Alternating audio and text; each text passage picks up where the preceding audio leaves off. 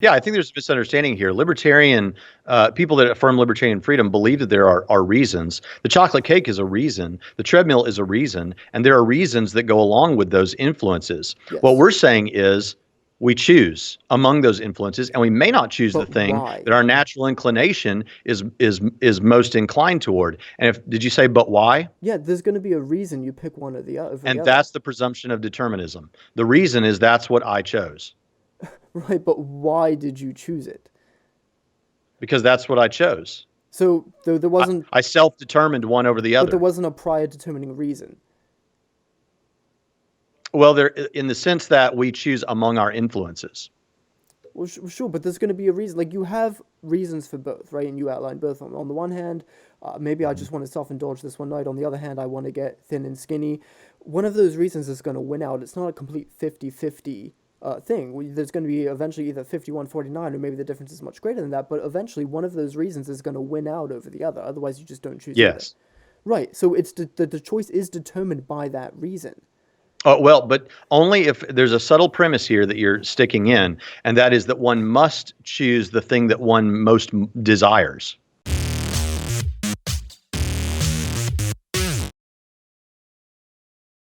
Hey guys, Stalin Smith Jr. from the Unapologetic Apologist. Thank you so much for taking the time to check out this new installment of Atheist's Advocate, where I take on a persona of Maxwell Yates, an atheist character, to debate different Christian apologists on different topics. In this case, I'm talking to my friend Dr. Braxton Hunter. We're debating free will. We get into a ton of stuff about Molinism, the mad scientists, can things be determined but have truth value? I even toss at him as my atheist character, Tom Jump's argument that free will is actually an impossible thing, that there's either reasons for the choices that you make, in which case they're determined, or they're random, and that there is no escape from that dichotomy. And so we do go back and forth on a lot of those things. Real quick, before I get to anything else, please go subscribe to Braxton Hunter's channel, Trinity Radio. It's one of my favorite Christian apologist channels to listen to. He's doing great work over there. And subscribe to this channel, The Unapologetic Apologist. I'd really appreciate you guys supporting me. If you feel so inclined to support me further, you can head on over to subscribestar.com/TUA. I don't have different tiers. It's just $10 a month, and you get all of the bonus content, including the bonus content from today's discussion, where Braxton and I go deeper into some of the topics that he and I debated. Again, me as my atheist persona. And real quick, just so you guys know, the purpose of these discussions is not for me to softball the apologist I'm talking to, just kind of easy atheist lines to knock down, but I'm genuinely trying to steelman the atheist position to give you guys both sides of the issue as honestly as I can. I'm trying to win the debate, as it were, in these discussions. And so if you feel maybe that there's something I got wrong as my atheist character, that I strawman, please let me know in the comments. That's not my intention. I want to do my best here to steelman the atheist position, to give you guys both sides of the issue, and so I really appreciate you guys taking the time to check out this video. Again, subscribestar.com/TUA. You can see the web extended with Braxton Hunter, also the one I did with Deflating Atheism, David Paulman, things I've done with Josh Rasmussen on my channel. Next week I've got one coming up with Cameron Bertuzzi from Capturing Christianity. Look forward to that next Thursday. Again, I really appreciate you guys taking time to check out this video. Please subscribe to Braxton's channel at Trinity Radio, and enjoy the video.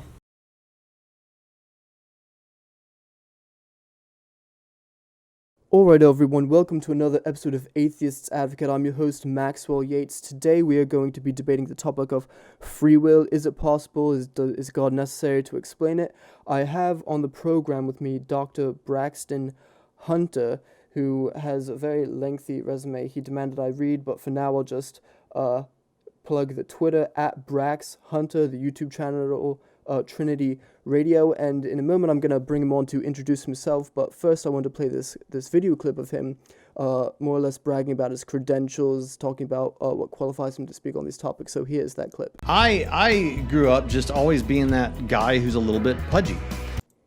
Alright, Dr. Braxton Hunter, thank you for being here, sir. Yeah, glad to be here, Maxwell. Excited for the show. As am I. So I guess before we begin, take a moment to introduce yourself to the audience.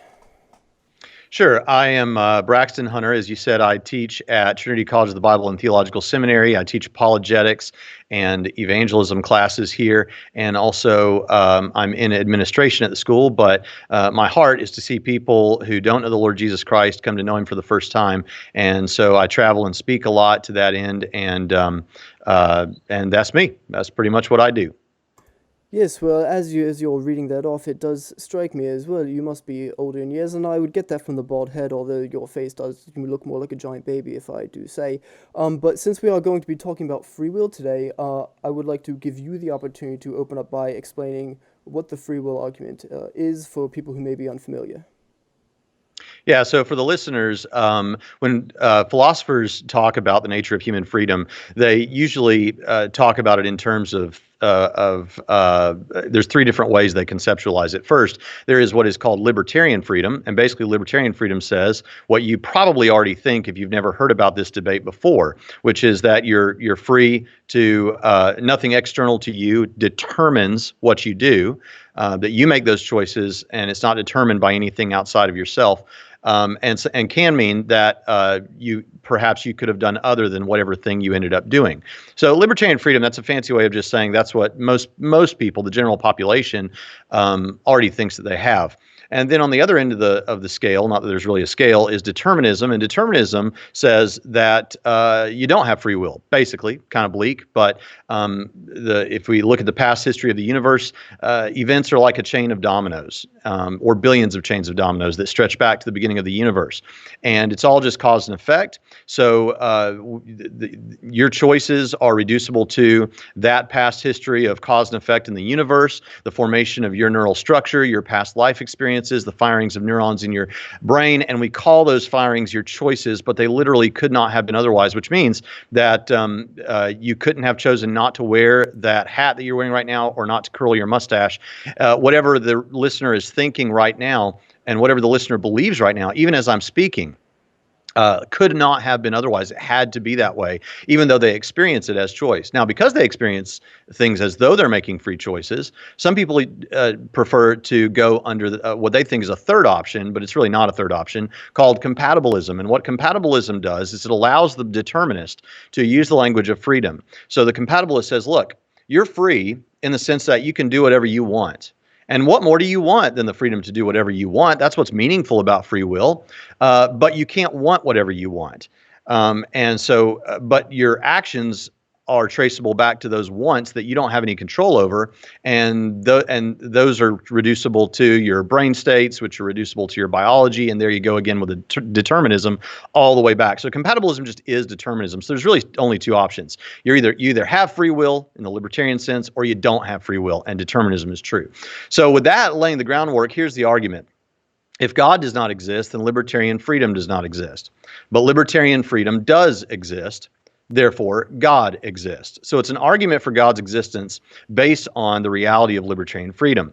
Libertarian freedom is there in premise two, the idea that we have libertarian freedom. So if one wants to challenge this argument or challenge libertarian freedom at all, they would be attacking premise two. But for premise one, what we're saying is basically, so if God does not exist and libertarian freedom does not exist, what we're saying there is that libertarian freedom is possible because God exists. And that if atheistic naturalism is true, then you wouldn't have anything like libertarian freedom, or it's prohibitively unlikely that you'd have anything like libertarian freedom. And it's noteworthy to say that no one has ever demonstrated anything like libertarian freedom on an atheistic naturalistic perspective. And we can talk more about that if you like later. But that's pretty much the argument. Now, most of what would follow would be during the unpacking of or the defenses of premise one or premise two. But simply put, if you believe that you have free will out there and that you could have done other than whatever you ended up doing in a particular situation, you didn't have to watch this video right now, then you affirm libertarian freedom. And if you affirm libertarian freedom, I believe that gets you to God, because I don't think that libertarian freedom is possible on atheistic naturalism. So simply put, that's the theistic argument from free will. All right, so just a litany of assumptions and leaps in logic there that I do want to get to. Perhaps we can go in reverse order, tackling premise two first and then premise one, because of course in premise one, I mean, there is emergence, there's panpsychism, which I don't hold to myself, but I mean, there are obviously tons of examples of people justifying free will on atheism, and apologists I would like to just dismiss it, but we will get to that later. So what would you say, because I'm not even convinced that not only do we not have libertarian free will, I don't even necessarily think it's possible, but I would like to hear the case for it. It's your show. So premise two, we'll start with premise two. So libertarian freedom does exist. So there are three things that I would say about this principally, and the second two are kind of the reason for the first. So Richard Swinburne, whenever he gives his religious experience argument, what he does is he brings up something that he would call the principle of credulity. And what he means by that is, if I strongly believe that something is true, to the degree that it seems absurd that it would be false, then I'm justified in holding to that belief until such time as somebody gives me overwhelming evidence to believe that it's not the case. And so a good argument has premises that have what is called plausibility. And what that means is they're more likely to be true than false. It's not a good argument if your premises aren't plausible. And so I'll put it like this, and then I'll give you an example. So if someone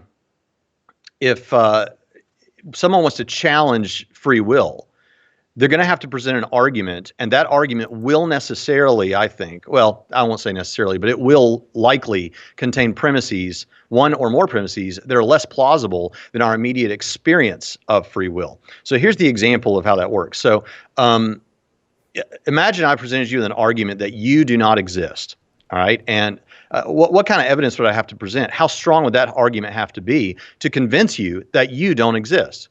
Well, the answer is there simply is no such argument. If I presented you with an argument that you don't exist, it doesn't matter how powerful the premises seem to be. No premise will be more plausible than your immediate knowledge and awareness that you do exist. And so I would say something similar to that for morality. I would say something similar to that for free will as well. So I'm justified in believing in libertarian free will until such time as somebody presents me overwhelming evidence that it's not the case. So that's one. The second thing is, if libertarian freedom does not exist, then rational affirmations are impossible. Now, here's what I mean by that. When we talk about rationality and talk about reason, reason is the process by which you consider the evidence and consider the things that you know and decide, that is, you freely choose which things you should affirm and which things you should not affirm. If determinism is true, you'll remember at the top of the discussion I said that it's not just your actions that are determined, but also your thoughts and your beliefs. So there is no reasoning process, really. You experience it as though it's a free process, but you're not really thinking through things and deciding what you'll affirm. It's all been determined. So the person that comes to the conclusion that he's a pink unicorn, or the person that comes to the conclusion that he's a great atheist philosopher, both of them got there through determined mechanisms, and this means that you have no justification for your affirmation. You have no knowledge claims. It wasn't you. You can affirm things, but you can't rationally affirm them. You have no justification because you couldn't help what you ended up believing. My friend Tim Stratton gives a great analogy for this. He says, "All right, imagine that you just found out that everything that you're thinking, that everything you're believing is being controlled by a mad scientist somewhere, and you don't know the motivations of that mad scientist, including what you're thinking right now as you're assessing this argument. Would you then have any warrant or justification for trusting your conclusions? Of course not, because you don't know the motivations of that mad scientist, and he's controlling everything you're thinking." Well, it's actually worse than that on atheistic naturalism, because on atheistic naturalism, there is no mad scientist. It's just the past history of the universe mindlessly resulting in whatever you end up thinking. So you can affirm things and you can actually be right about some of your affirmations, but you can't rationally affirm them, which means you actually don't have knowledge claims, because knowledge is justified true belief. So this means that the atheistic naturalist would have to go home and think about how he can come to know things on determinism, because then at least he'd know something. And then the third thing that I would do to defend premise two is point to the strong awareness that we have that morality is a meaningful thing, that things really are right and wrong, good and bad. Now, atheists and Christians argue endlessly about whether or not morality can be and how it is objective or subjective on their varying worldviews.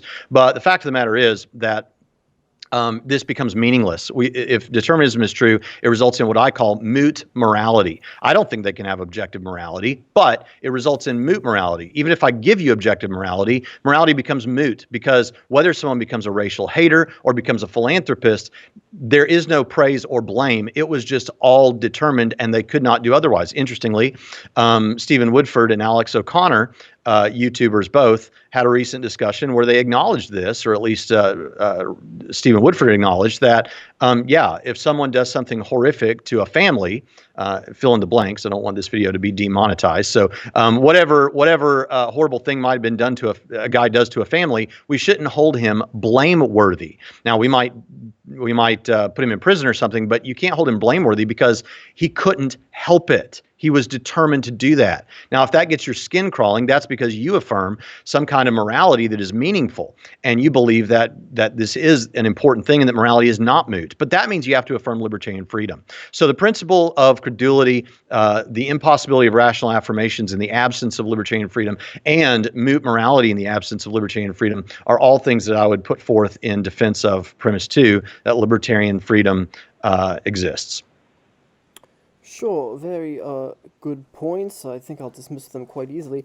I like how you said demonetize, insinuating I'm a demon. That's very slick tactics of you there. Perhaps I can go in reverse order, starting with 3.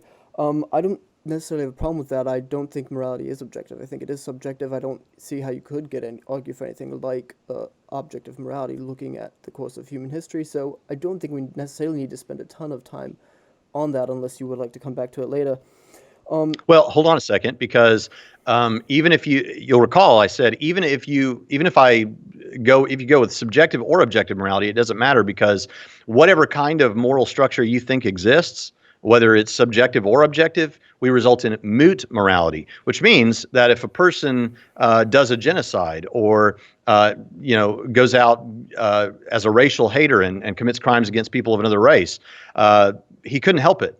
And we shouldn't blame him for that.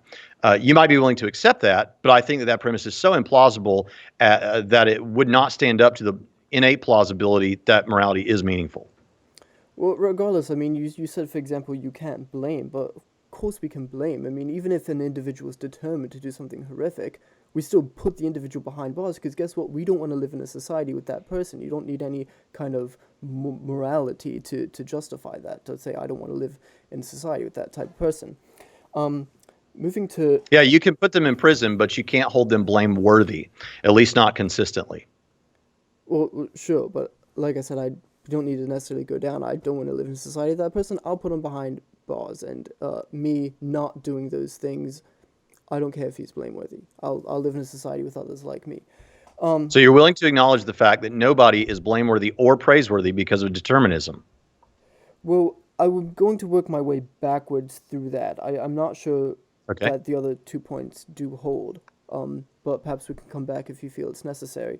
So point you have 2, you have no rational affirmation, and you seem to insinuate that this would mean we can't know the truth, but of course a calculator is essentially determined to produce the answer it is, but of course we know that a calculator produces a right answer. Now you might argue, well, yes, well, it's programmed to do something so by others, but of course, you know, the difference between us and a machine that doesn't interact with other machines, we can interact with each other. We can change the chemistry in our brains through conversations. We can move towards truth. Rationality is a mechanism. Even though it's deterministic, it's still an actual mechanism that is at play there. You made the point about the mad scientist, and of course you brought up Tim Stratton. For some reason, all these apologists are bald for some reason. And you said determinism is even worse than the mad scientist, because at least with the mad scientist, it's someone directing the determining the outcome rather than just blind forces. But of course, you're a Christian apologist. You believe God. God is essentially the mad scientist who determines what your decisions will be made. That's why he has foreknowledge. That's why he can make prophecy. That's why it's even possible, because he knows what will happen. And so, of course, you're not free to choose otherwise. Even if you want to affirm Molinism, Molinism makes it even worse, because God created the circumstances in which he knew you would make that choice. So as far as point 2 with the mad scientist, I'd simply turn that back around on you. And then point 1 was about you're rationally justified in accepting an initial belief until it's disproven. I just think that's a wild assertion to make. I mean, you can imagine a person who's schizophrenic and thinks the radio's talking to them, and you may say, oh, well, you're justified in believing the radio's talking to you until someone gives you a compelling argument against it. Well, good luck convincing him that he doesn't hear what in his mind he knows is true. So I just think that would lead to all kinds of absurdities. And then the second point of point one is you just wanted to shift the burden of proof for me, say I have to have an argument against free will. Well, I do have that, but before we get to that, would you like to address anything I've said thus far? Yeah. So the first part of that, you said, well, okay, the difference.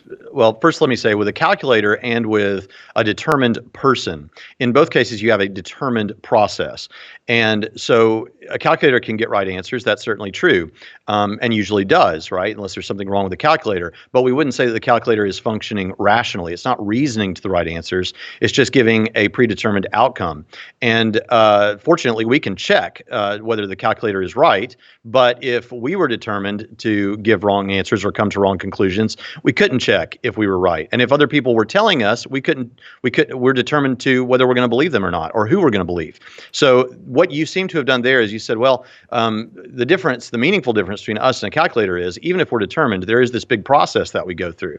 And what you've tried to do there is a common tactic where it is burying the determinism in the complexity of the determinism. It doesn't matter if our brain is similar to a trillion calculators.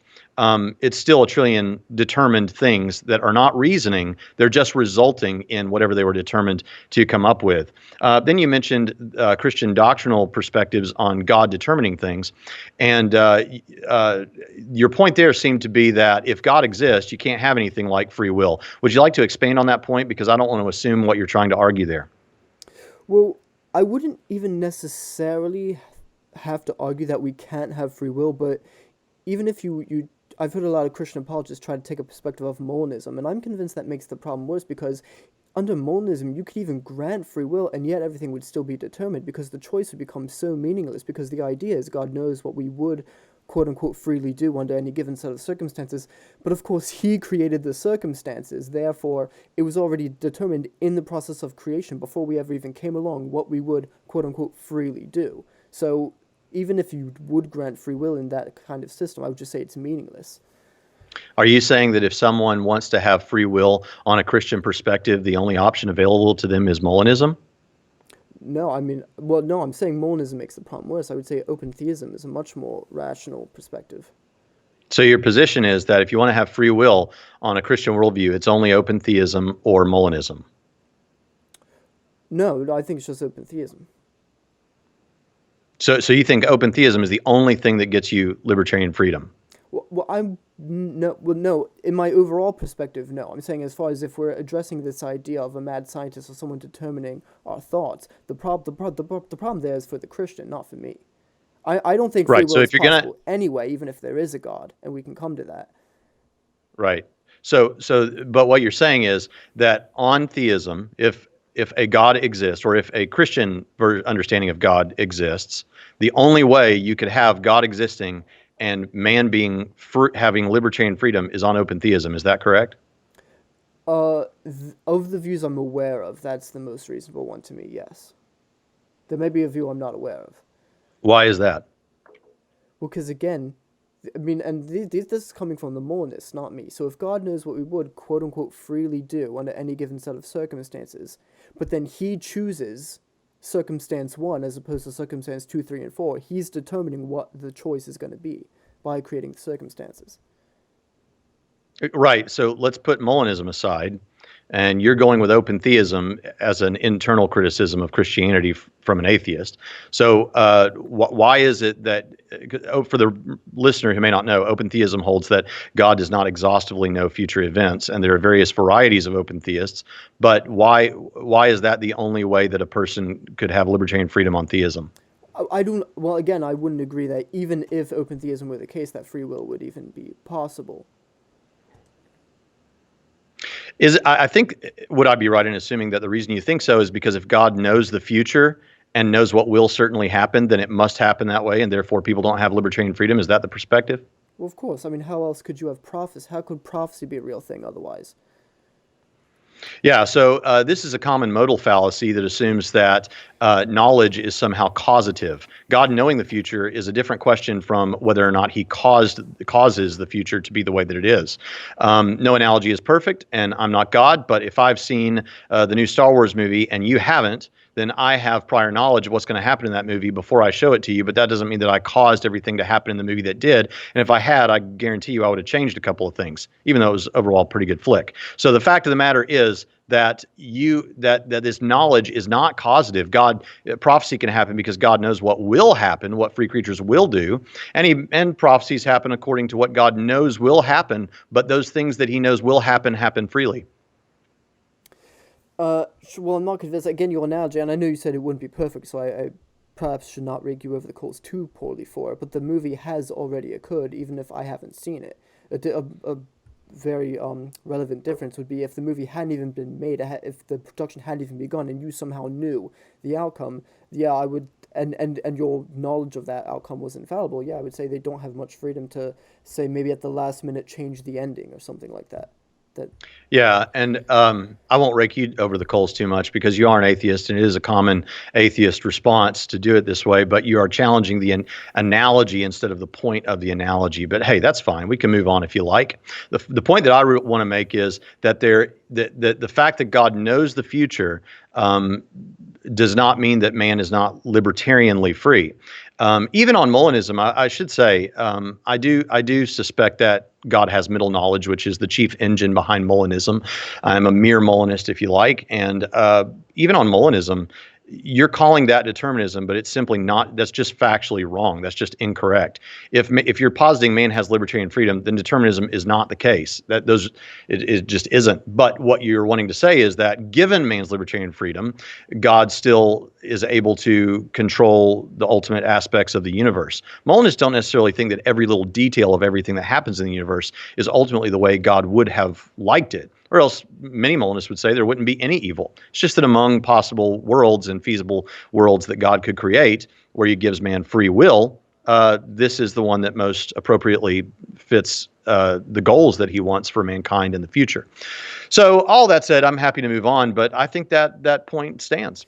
Yes, and I would like to move on. I would like to make one last argument here, just curious as to how you would respond, because, you were talking about before, even if I say make the mechanisms more complex, it's still ultimately determined, however you would say. So I would assume on your view, not only, for example, would biological factors determine people's choices, but maybe even societal factors, circumstantial factors, anything that contributes into that person's experiences and makeup would also ultimately, would you affirm that, play a part in the deterministic role? On determinism, yes. Sure. Okay, and so what I'm saying is if you have the idea of Molinism, so God knows what he would, quote-unquote, freely do under any given set of circumstances. Mm-hmm. Now, even if I grant that, say, a person is morally responsible, so, for example, my choice to be an atheist, let's assume God's real, my choice to be an atheist isn't more or less, I would say I'm not responsible for that choice, right? Nevertheless, God, if he creates circumstance 1, I'll choose to be an atheist, but if he creates circumstance 2, maybe I choose to be a Christian, or maybe circumstance 3, I choose to be a pantheist, or whatever. God is choosing to create a universe in which circumstance 1 holds. And so he's determining that outside. Even if you want to say I'm morally responsible for the choice is meaningless because it was decided beforehand in the circumstance, which plays a deterministic role. Even if I say my biology and my brain isn't determined, the circumstance was. Is there a question there that I'm missing? Well, I'm saying because you want to grant that that God's knowledge of what I will freely do doesn't determine what I will freely do, and I'm claiming on Molinism it's not merely knowledge of what I will freely do, but it's an active creative role on God's part to create the circumstances under which I would freely do something. So it's not merely just knowledge causing my free choices. It's quote-unquote free, it's knowledge and his creative act. He's actually doing something and creating the circumstance which determines my choice. So would your complaint be something like, if that's really the way it is, God is somewhat responsible for the fact that I'm an atheist because he could have created a world in which I freely choose to become a Christian? Sure, I mean, I wouldn't want to hop too much on my choices, but anything, yes, any free choice.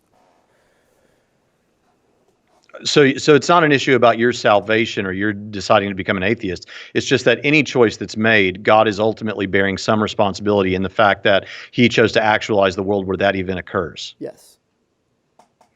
Well, this is why some people don't like Molinism, because they think that it's too deterministic for their free will preferences as a Christian. But I simply don't see that. I see that, yeah, God is ultimately in control. He's sovereign, and he does have some. He does in that way shape history in the way that in which world he chooses to actualize.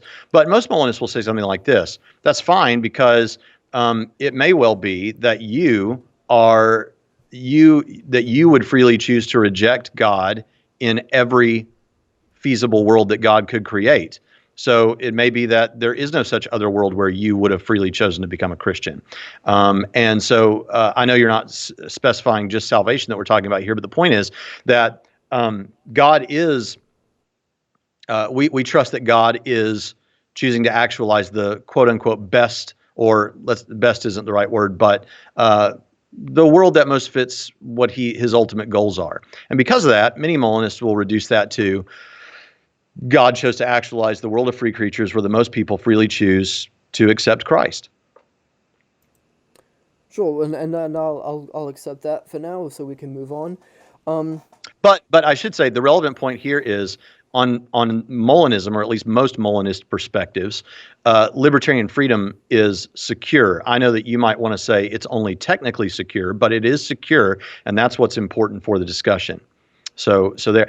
Before you go on, I did want to say you brought up one other thing a moment ago, and it had to do with the principle of credulity. And there you said you didn't like the idea that one is justified in continuing to believe something that seems absurd to deny until such time as overwhelming criticism comes on it that they should move. So I'd want to press back on that and ask you, do you believe that you yourself exist? No. Do you believe that the external world exists? Of course. What is your proof of that? That does not depend on your rationality and your senses and all those kind of things. How do you provide this demonstration? Well, I see what you're doing here, and I wasn't merely tackling that point. So I'll happily agree with you that we're justified in things like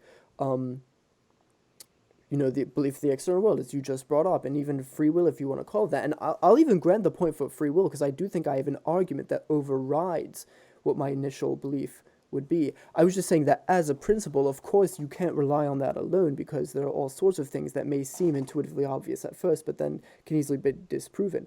As far as your claim about the external world, sure, that's something I just initially believe, but of course it's confirmed over and over and over and over through science, through experience, through interaction with other people. So I would say it's not merely just this basic belief, but then also something that is continually affirmed through experience. Well, you're just pointing to the thing that's in question to say the thing that's in question happens a lot. So I'm going to assume the reality, but we'll just chalk that response up to unclear. I'll take the point and we can move on if you like. Sure, because I do think I have an argument against free will.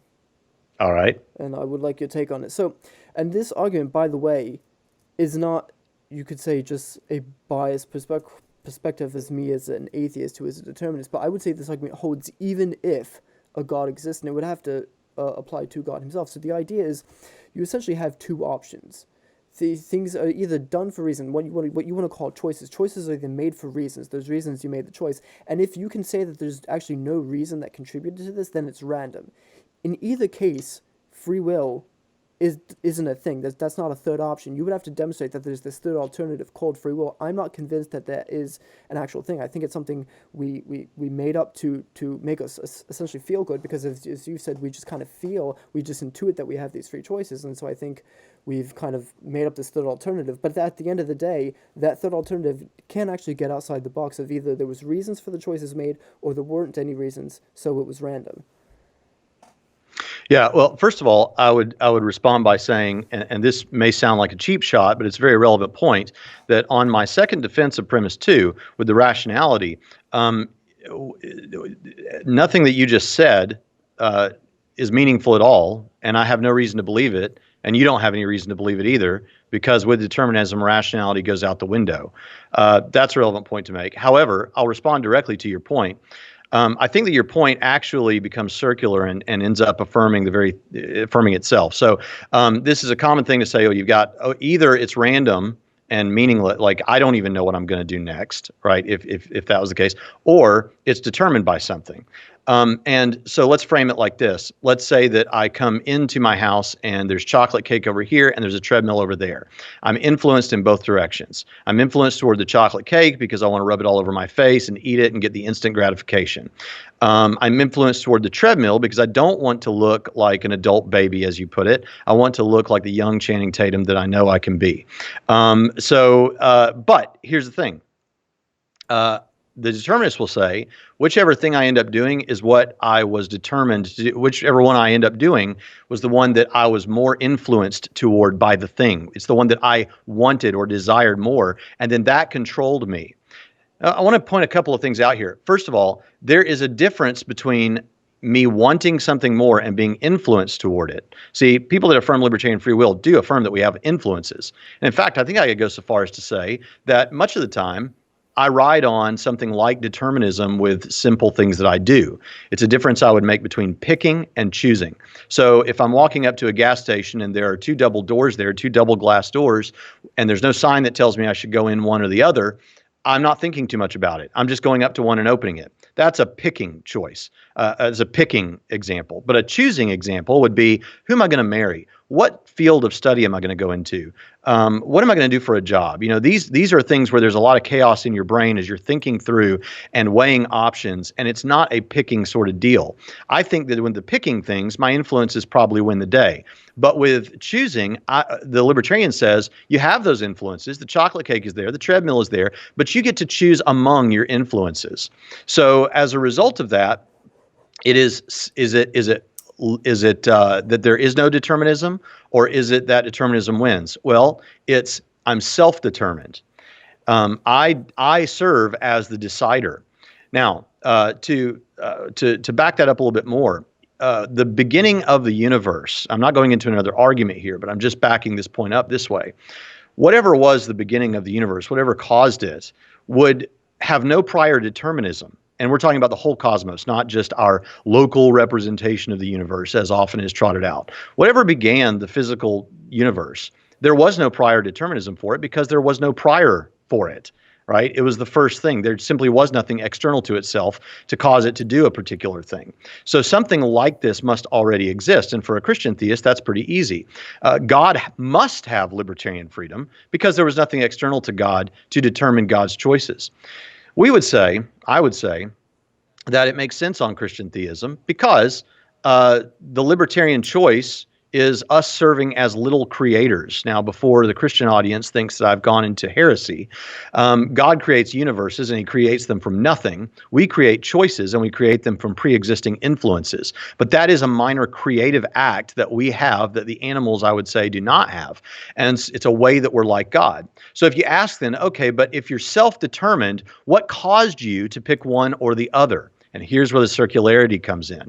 If you're going to say it's either that it's random or that it's determined, then you're presuming your own conclusion by saying there must have been something that caused you to libertarianly choose this thing rather than that thing. We're saying no, you're running into an infinite regress of cause and effect. The fact is it's self-determined, and that is what we can call a primitive act, which means there are no more questions to ask. It doesn't go any further back than that. And that has to be the case with something. And it's the case here. We serve as little creators, creating from our existing influences, and we self-determine. So I think there actually is that middle option, and the non sequitur either causes you to affirm randomness or determinism actually ends up circular, affirming the very, begging the question in favor of determinism. So I'm not going to agree with this idea of self-determinism, because if you're saying that there's something new that arrived there spontaneously, so to go back to your example between the chocolate cake and the treadmill, you're going to make a choice, right? You're going to go in there, you're going to look at the two, and you're going to pick one or the other. There's going to be a reason. Otherwise you have to grant it's random, that you just randomly, whatever. So there is a reason. So even if you want to, quote-unquote, try to insert libertarian free will as a third alternative and say that it's kind of a new thing, that it's a self-determinism, that you can't go one step back because it's going to be this infinite regress, well then it's a random choice. There's not a reason, because as soon as you're willing to grant there's a reason I chose the chocolate cake over the treadmill, well that's one point back here. But that's something under what you're calling the self-determinism that happens in the moment. There is a reason that plays in there, and so it was determined by the reason, whether you like it or not.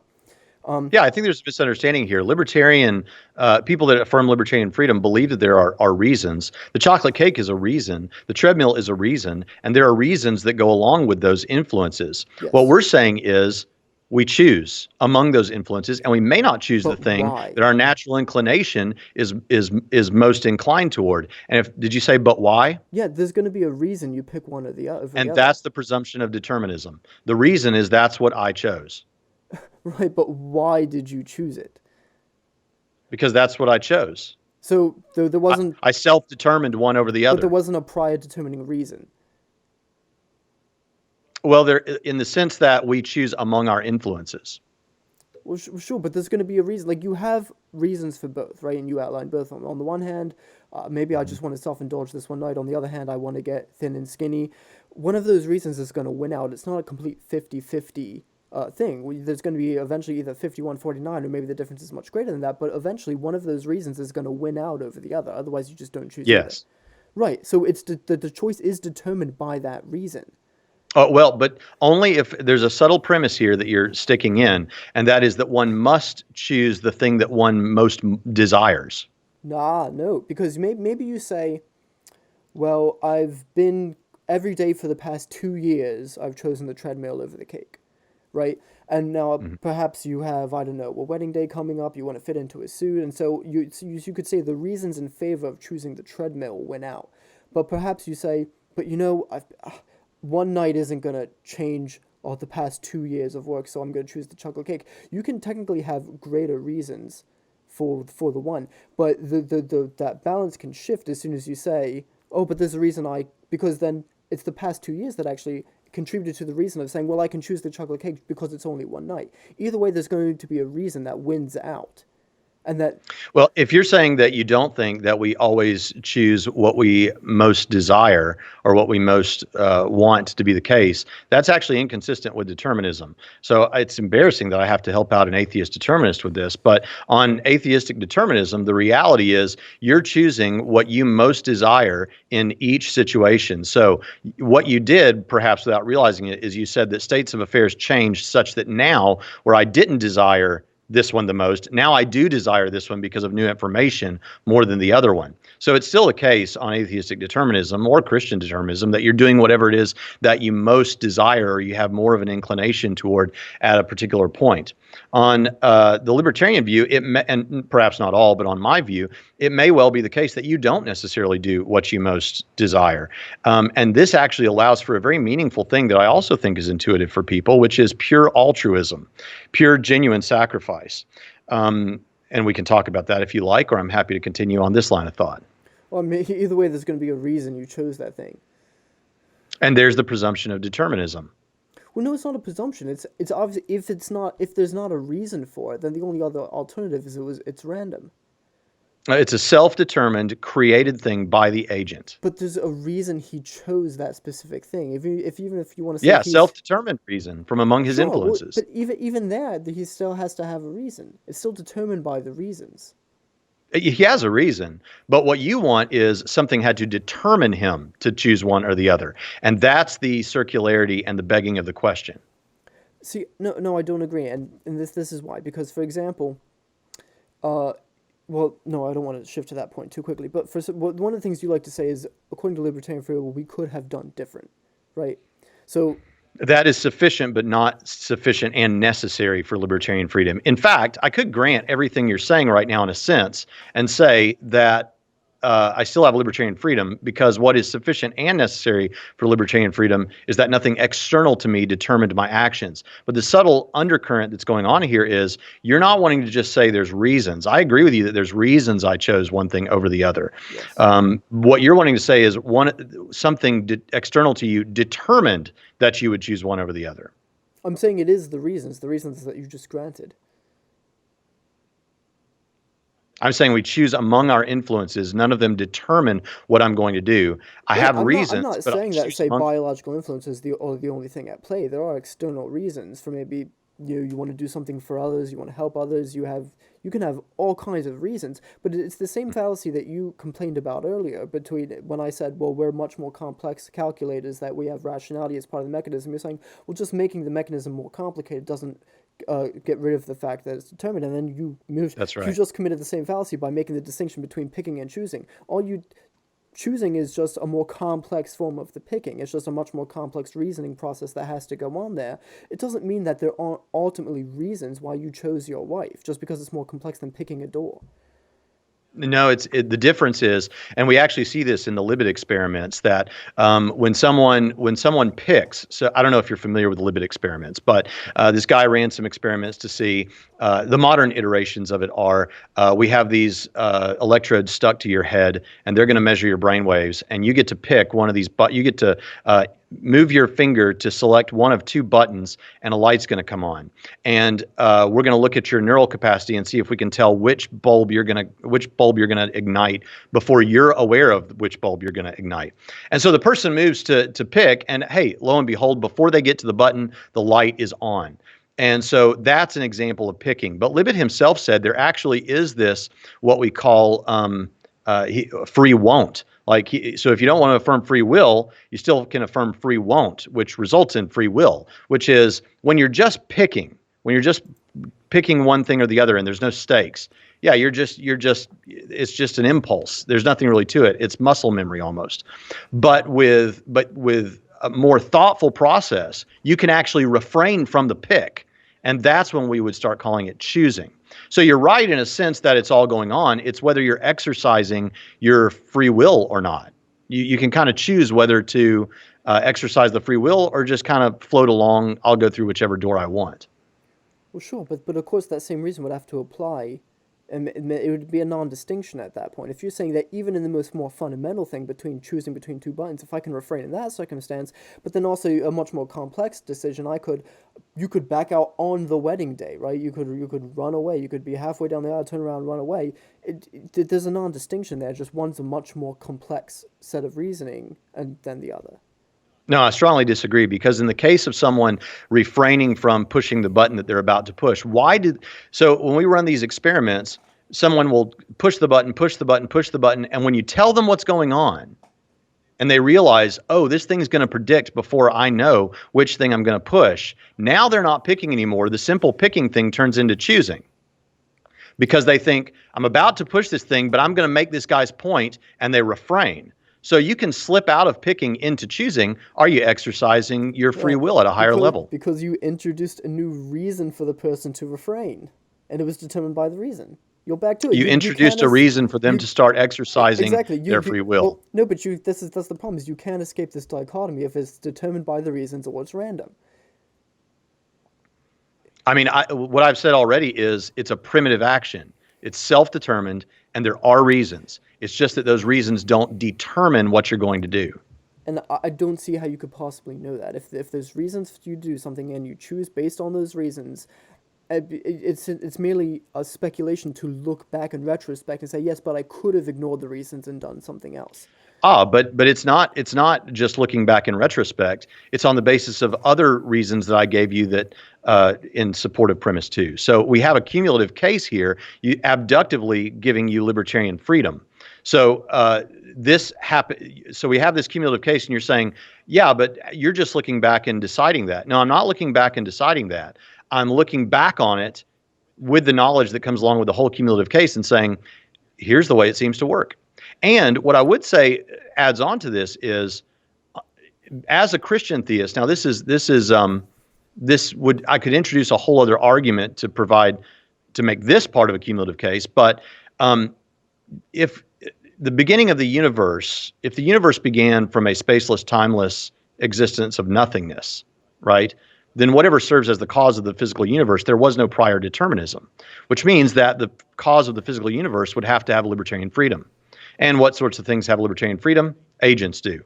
So we get two things out of this. Number one, we get another great argument for God's existence, but we also learn something about what the cause must have. It must have libertarian freedom, which means that libertarian freedom must be a real thing. And if it's a real thing, then there's no reason to presume that I can't have it. I don't agree it's a real thing. So are you saying there's no prior reasons for God to create the universe? Oh, no, there are reasons. I feel like I'm having to repeat this a lot, but there are reasons. It's just that a person who's libertarianly free can choose among those reasons. But there's a reason that they chose one of the reasons. There's a reason they And picked that's to option. presume determinism. It's not presuming determinism. It's saying it's acknowledging that either there was a reason or it's random. It's a dichotomy you can't escape. There's a reason, and it's self-determined. Otherwise, you get into this circularity of begging the question in favor of determinism. What determined that reason? What determined that reason? Ultimately, you get to a primitive moment. See, I don't think there's such primitive moment, but sure.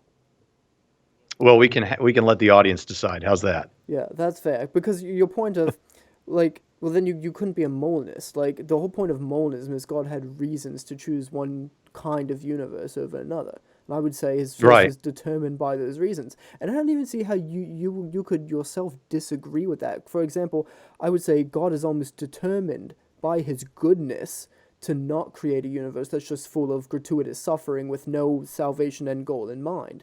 So there is even determined. I don't know why you would even want to disagree with something like that.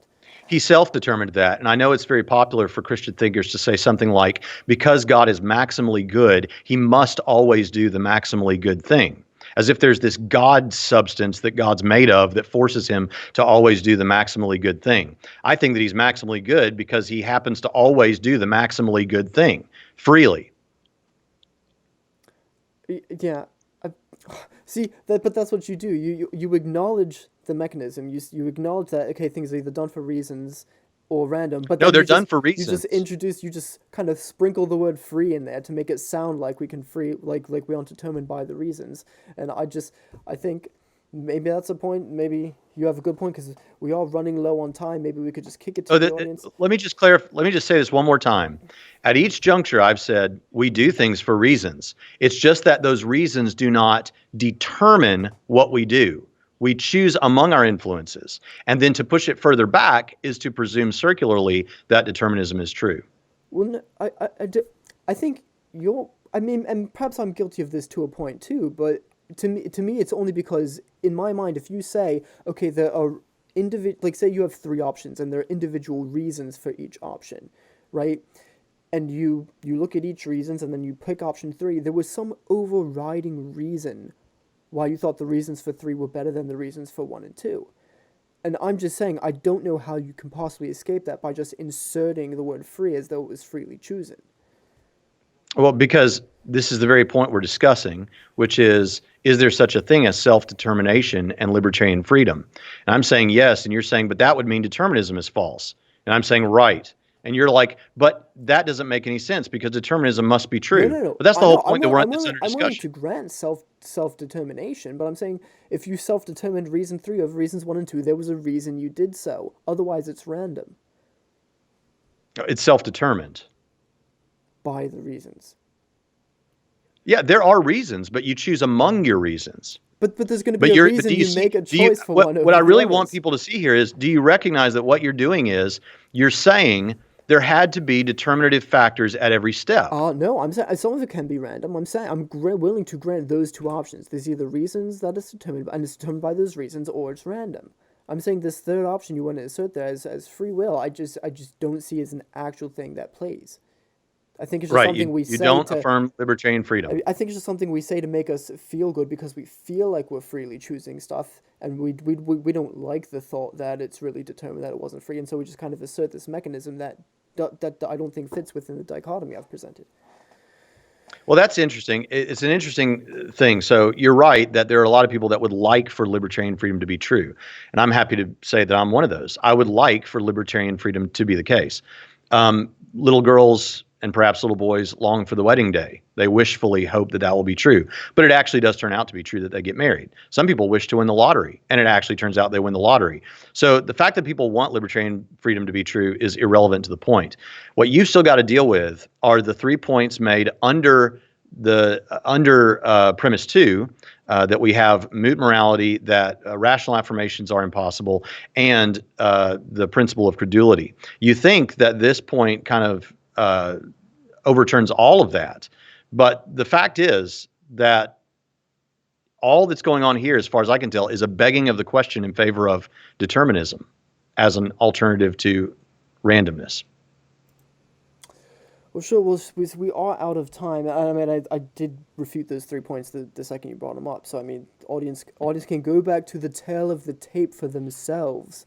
They don't need to take my word for it. The YouTube channel is Trinity Radio. Twitter at Brax Hunter. There's no ton there, although there is a ton of viewers. I can see it. I grew up just always being that guy who's a little bit pudgy. So we are going to go to Web Extended now, just for a few minutes. If people want to see that, they have to head on over to subscribestar.com/TUA. Subscribe, you'll get access to all the bonus content, Web Extended with David Paulman. Other videos I've done with Josh Rasmussen are exclusively on that site for now. And the YouTube channel and Twitter handle will be in the description. Braxton Hunter, thank you for being here, sir. And we shall go to Web Extended. It's been a pleasure.